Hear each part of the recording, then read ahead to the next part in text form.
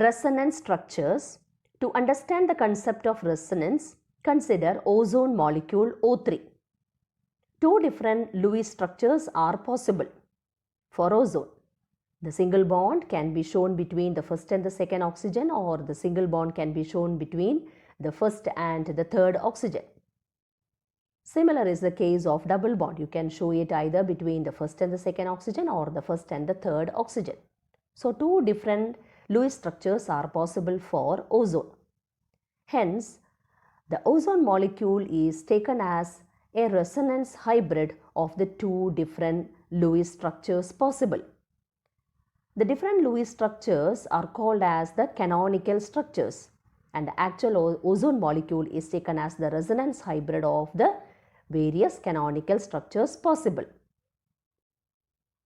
In ozone, it is found that the OO bond length is intermediate between the single bond length and the double bond length, which shows that ozone exists as a resonance hybrid. So according to the concept of resonance, whenever a single Lewis structure cannot describe a molecule accurately, that means if more than one Lewis structure can be drawn for a molecule, then the different Lewis structures possible are called as the canonical structures. And all these canonical structures have the same energy or similar energy and positions of nuclei, and all the canonical structures will be having the same number of bond pairs of electrons and lone pair of electrons or the non-bonding electrons. And the actual molecule is taken as a resonance hybrid of all the various canonical structures possible. Thus, resonance stabilizes the molecule, because the resonance hybrid will be having energy lower than the different canonical structures for a molecule, and it also averages the bond characteristics. As a result of polarization, the molecule will possess a dipole moment. The dipole moment mu is given as equal to charge into distance of separation. It is measured in dBA units and it is a vector quantity. A crossed arrow can be used to denote dipole moment. For example, consider hydrogen fluoride. In this molecule, we know that fluorine is the negative end and hydrogen is the positive end. So the cross is shown on the hydrogen end, which is positive, and the arrowhead is shown on the fluorine end, which is the negative end. Polarity of bonds. There are two types of bonds known as non-polar covalent bond and polar covalent bond. Consider molecules like hydrogen, chlorine, nitrogen, oxygen. Here we find that in the molecule, two similar atoms are present. Therefore, non-polar covalent bond will be present in these molecules. Now consider molecules like HF, that is hydrogen fluoride, water. Two different atoms are present in the molecule. So in such molecules, a polar covalent bond will be present. Now consider chlorine molecule Cl2. Since two chlorine atoms are present in chlorine molecule, the bond pairs of electrons will be shared equally between the two chlorine atoms. Therefore, the covalent bond will be non-polar in nature. Now consider hydrogen fluoride.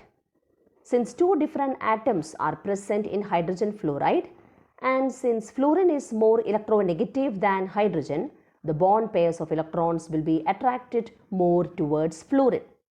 Therefore, fluorine end develops a slight negative charge and the hydrogen end develops a slight positive charge. A dipole is thus created in the molecule. So, such a bond which is present in HF is known as polar covalent bond. In polyatomic molecules, the net dipole moment of the molecule is taken as the vector sum of the dipole moments of the various bonds. For example, consider water molecule H2O. Two bonds are present in the molecule. So we have to take the sum of the dipole moments of these two bonds. Molecule water has got a net dipole moment and it is not equal to 0. It is because the two dipole moments which acts along the two bonds do not cancel out each other. The dipole moment of water is found to be 1.85 dBA units. Consider beryllium fluoride BeF2. two BeF bonds are present in beryllium fluoride. The two dipole moments along the two bonds cancel out each other, so that in BeF2 the net dipole moment is equal to 0. Since the net dipole moment is equal to 0, we can conclude that BeF2 molecule is linear. Now consider water H2O. Two OH bonds are present in water. But here in the case of water, the dipole moments along the two OH bonds will not cancel out each other. Water molecule has therefore a net dipole moment which is equal to 1.85 d by units. Since the net dipole moment in water is not equal to 0, water molecule cannot be linear. Consider BF3, boron trifluoride. In this case, the net dipole moment mu is equal to 0. This is because in BF3, the resultant of the dipole moments of the two BF bonds act in an opposite direction to that of the third BF bond. Therefore, mu is equal to 0. Out of ammonia NH3 and NF3, which has higher dipole moment? It is ammonia which has higher dipole moment. The value is given to be 4.9 into 10 raised to minus 30 coulomb meter. Whereas in NF3, the resultant dipole moment is only equal to 0.80 into 10 raised to minus 30 coulomb meter. So ammonia has higher dipole moment. Why is it so? This is because in ammonia, the orbital moment due to lone pair of electrons is found to be in the same direction as the resultant of the dipole moments of the three NH bonds. Since the orbital moment due to lone pair and the resultant of the three NH bonds are found to be in the same direction, the resultant dipole moment is slightly higher in ammonia compared to NF3. Now consider NF3. In this case, the orbital moment due to lone pair of electrons is in one direction and the resultant of the dipole moments along the three NF bonds is in another direction. But the dipole moments will not cancel out each other. It will only lower the dipole moment.